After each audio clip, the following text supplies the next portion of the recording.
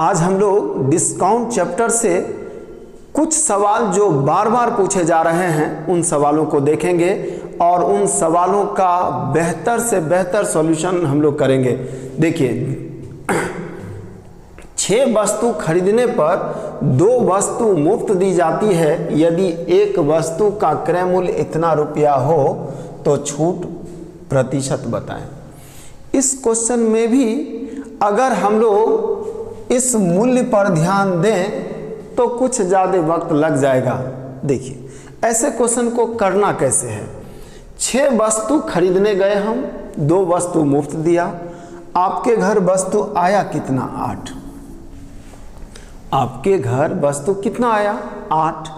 आपने पैसा कितना का दिया? 6 का, यानी 2 वस्तु का पैसा आपने नहीं दिया। जिस वस्तु का पैसा आपने नहीं दिया वही डिस्काउंट हुआ। डिस्काउंट उसी को कहते हैं ना। 20% डिस्काउंट का मतलब होता है 20% आपको नहीं देना है, मतलब 80% देना है। तो 8 वस्तु में आपने 2 वस्तु का पैसा नहीं दिया तो आपको छूट कितना मिला? यही तो आपका आंसर है। आपको और कुछ करने का कोई ज़रूरत नहीं है, आपको मूल्य से कोई लेना देना नहीं है। यही हम दिखाना चाह रहे थे। अगर हम इस मूल्य का यूज लेते हैं तो कुछ ज़्यादा वक्त लग जाएगा, जिसका कोई ज़रूरत नहीं है। 8 वस्तु हम लाए जिसमें 2 वस्तु का पैसा नहीं लगा, तो छूट 8 में 2 हो रहा है। तो छूट 8 में 2 हो रहा है तो प्रतिशत बता देना, वही प्रतिशत बता दिए। ये आपका आंसर है। आपके सामने एक और सवाल इसी टाइप का, जो शायद इससे थोड़ा बेहतर सवाल है, और ये सवाल भी बार बार पूछा गया है। कोई भी एग्ज़ाम हो, सब एग्ज़ाम में ये क्वेश्चन बार बार आया है, चाहे वो एग्ज़ाम RRB का हो, एग्ज़ाम SSC का हो। एक व्यापारी अंकित मूल्य पर 4% का बट्टा देता है तथा 15 वस्तुओं की प्रत्येक खरीद पर 1 वस्तु मुफ्त में देता है और इस प्रकार 35% का लाभ कमाता है। अंकित मूल्य को क्रय मूल्य से कितना प्रतिशत बढ़ाया गया है? आपको जवाब क्या देना है? क्रय मूल्य से कितना प्रतिशत अंकित मूल्य है। प्रतिशत में आपका ऑप्शन भी है। देखिए, ऐसे क्वेश्चन के लिए हम लोग 2 तरीका लेंगे। दोनों तरीका एक से एक होगा। आइए हम लोग सबसे पहले मूल तरीका लें, फिर क्वेश्चन को थोड़ा सा सॉल्यूशन को और छोटा करने का प्रयास किया जाएगा। देखिए क्वेश्चन क्या कहता है। क्वेश्चन कहता है 4% का डिस्काउंट दिया जाता है तथा 15 वस्तुओं की प्रत्येक खरीद पर 1 वस्तु मुफ्त में देता है। अगर वो दुकानदार हम ही हैं तो 15 वस्तु पर 1 वस्तु हम मुफ्त देते हैं, लेकिन हम तो 16 वस्तु का पैसा लगाए होंगे। हम 16 वस्तु खरीद के लाए होंगे तब तो 15 पर 1 फ्री दे रहे हैं, लेकिन हम जब खरीदने गए होंगे तो हमको 15 का पैसा लगा होगा या 16 का पैसा लगा होगा। हम खरीदने नहीं गए हैं, हम बनाए हैं। हम 16 वस्तु बनाए हैं, 15 वस्तु बनाए हैं तो उसमें पैसा लगा होगा, 16 में हम पैसा नहीं लगा होगा। तो कहने का मतलब है हम 16 वस्तु बनाए हैं, 16 सभी में पैसा लगा होगा। हम 16वां फ्री दे रहे हैं। हम 16वां फ्री इसलिए दे रहे हैं क्योंकि हम दाम बहुत बढ़ा के लिख दिए हैं। तो क्वेश्चन यही कहता है, अगर वो दुकानदार हम हैं और 1 वस्तु हम 100 रुपया में खरीदते हैं, पहले हम खरीदेंगे तब तो बेचेंगे। हमने 1 वस्तु लिया कितने में? 100 में, और हम 16 वस्तु खरीदते हैं। अब कहिए कि 16 का क्या आवश्यकता है? तो 16 इस डिजिट को देखते हुए 15 वस्तु पर 1 वस्तु फ्री देते हैं हम, तो कोई ग्राहक हमसे 15 लेगा तो 1 और हमको देना होगा ना। तो 16 के गुणज में अगर हमारे पास वस्तु हो तो फिर कैलकुलेशन आसान हो जाएगा। तो हमने 16 वस्तु लिया तो हमारा CP हुआ। हमारा मतलब दुकानदार का, हम दुकानदार हैं, हमने इतना पूंजी लगाया। अगर हम दुकानदार हैं, इतना पूंजी हम लगाए हैं, तो क्या इतना में ही हम बेच देंगे? नहीं। हमारा CP अगर ये है तो हमारा SP क्या होगा? हमारा SP होगा 1600 का 135%। चलेगा क्या? ये आप समझ पाए हैं? समझ गए होंगे। हमारा CP जितना है उसमें 35% ऐड करके बेचना है, क्योंकि लाभ 35% का लेना है। तो हमारा विक्रय मूल्य 135% हो जाएगा। आपका एसपी भी आपके सामने है, आपका सेलिंग प्राइस भी आपके सामने है, सीपी एसपी।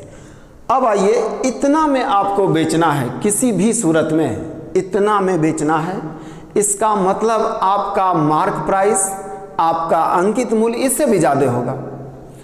आपका अंकित मूल्य इतना नहीं होगा, आपका अंकित मूल्य इससे ज़्यादा होगा। क्यों ज़्यादा होगा? क्योंकि अंकित मूल्य पर 4% का आपको एक और डिस्काउंट देना है। तो 4% छूट देने के बाद इतना में बिकना चाहिए। इतना में बिकना चाहिए कब? 4% का छूट देने के बाद। यानी हम कह सकते हैं, इसको थोड़ा सा छोटा कर लें, 16 गुना 135। इतना में हम बेचेंगे कब? 4% छोड़ने के बाद। तो ये जो विक्रय मूल्य होगा मेरे एमपी का 96% होगा। बात समझ में आई क्या?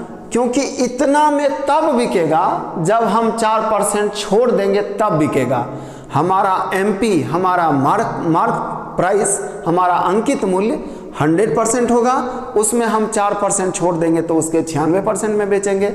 हम अंकित मूल्य के 96% में बेचेंगे और हम कितना में बेचेंगे? इतना में बेचेंगे। तो 100% निकालेंगे तो ये जो निकलेगा ये हमारा अंकित मूल्य निकलेगा।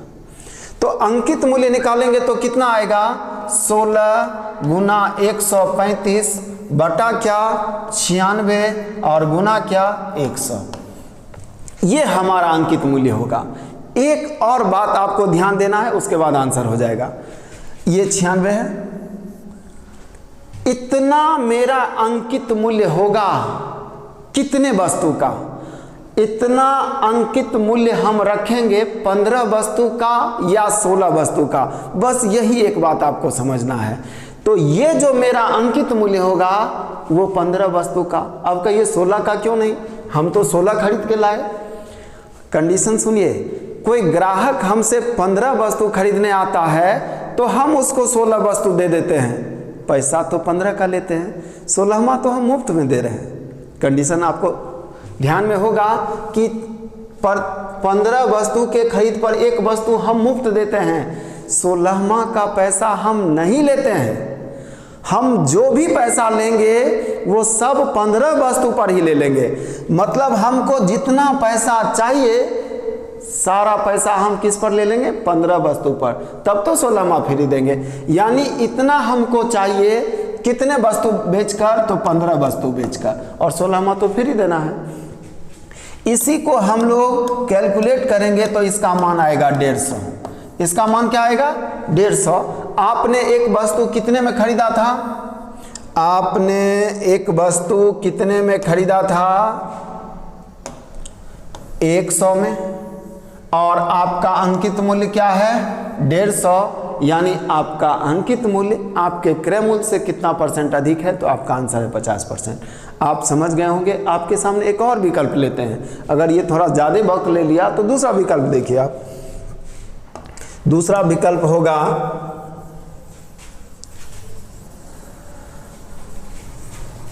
यहां दिक्कत क्या हुआ?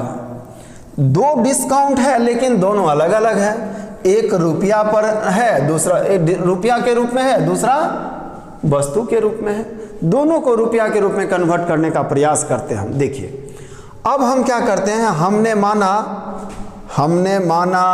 हमारा अंकित मूल्य 100 है। हमने क्या माना? हमारा अंकित मूल्य 100 है। अब हम लोग सीपी से नहीं चल रहे हैं, हम लोग सीधा एमपी से चल रहे हैं।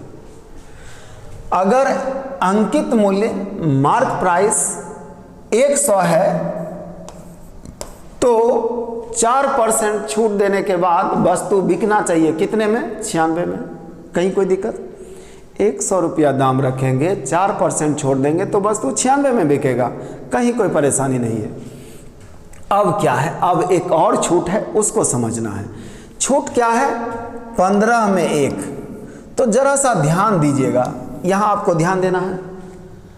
अगर दुकानदार हम हैं तो आप हमसे 15 वस्तु खरीदने आए तो 15 तो हम देंगे ही और साथ में एक और वस्तु देंगे। तो मेरे घर से कितना वस्तु गया? मेरे घर से 16 वस्तु गया। 16 वस्तु गया और एक वस्तु का पैसा नहीं लिए, यानी 16 वस्तु में एक वस्तु हम फ्री दे दिए। हमारे घर से 16 वस्तु गया जिसमें हम 15 का पैसा लिए, 16वां का नहीं, यानी वस्तु गया 16 और एक वस्तु फ्री गया, यानी 16 वस्तु में एक वस्तु हम फ्री दे रहे हैं, यानी 16 रुपया में 1 रुपया छूट दे रहे हैं। बात तो वही होगा ना, 16 वस्तु में एक वस्तु का पैसा नहीं लें या 16 रुपया में 1 रुपया छोड़ दें, बात एक ही होगा। तो 16 वस्तु में एक या 16 रुपया में एक, तो इसको 6 से गुना कर देंगे तो 16 छक 96, इसको गुना कर देंगे तो 6। देखिए 6 रुपया और छूट मिल रहा है। 6 से गुना क्यों कर दिए? 96 लाने के लिए। तो 96 में 6 रुपया और छूट मिल रहा है, तो वस्तु बिकेगा कितना में? 90 में। बात समझ में आई क्या? दोनों डिस्काउंट हो गया। 100 रुपया हमारा क्या था? MP, 4% छूट दिए तो कितना में बिका? 96 में। अब 6 रुपया और छूट हो रहा है, कहाँ से? 16 में 1 तो 96 में कितना? 6 रुपया और छोड़ दे रहे हैं तो बिक कितना में रहा है? 90 में। 90 में बेचने से हो क्या रहा है? 90 में बेचकर लाभ हो रहा है क्या? हो रहा है। कितने परसेंट का? तो आपके क्वेश्चन में दिया हुआ है लाभ 35% का हो रहा है, लाभ 35% का हो रहा है, यानी ये 90 जो होगा मेरे क्रय मूल्य का 135% होगा। 90 में बेचने से 35% का लाभ, यानी विक्रय मूल्य हमारा 135% होगा और विक्रय मूल्य हमारा 90। तो यहाँ अगर 100% का मान हम लोग निकाल लें तो क्रय मूल्य निकल जाएगा। क्रय मूल्य कितना निकलेगा? देखिए 90/135 गुना 100, 45 से 2 बार में, 45 से 3 बार में, यानी 200/3। आपका क्रय मूल्य क्या है? 200/3। अब दिखाना है कि क्रय मूल्य और अंकित मूल्य का अनुपात या अंकित मूल्य क्रय मूल्य से कितना % अधिक है, ये ना। आपका अंकित मूल्य क्रय मूल्य से कितना % अधिक है, तो आपका क्रय मूल्य क्या आया? जरा सा ध्यान देना है। आपका क्रय मूल्य आया 200/3 और अंकित मूल्य कितना है? 100। इसको हम लोग ऐसा लिख सकते हैं 200 और 300। इस बात में तो शायद कहीं दोनों तरफ 3 से गुना कर लेंगे या 3 को उधर भेज देंगे, और यहाँ आप इसको 100 और 150 समझ सकते हैं क्या? अब देखिए ये इससे कितना % अधिक है? ये इससे 50% अधिक है। यहाँ गुना भाग थोड़ा आसान दिखता है, ऐसे आपको दोनों तरीका समझना है, जो बेहतर लगे उसका यूज करना है। आपको इसी तरह का एक और सवाल दिया जा रहा है जिसका सॉल्यूशन आपको करना है और आंसर कमेंट बॉक्स में भेजना है। आपका अगला सवाल हूबहू वही है, डिजिट अलग है, इसका आंसर करना है आपको। और अब हम लोग मिलते हैं अगले वीडियो में। धन्यवाद।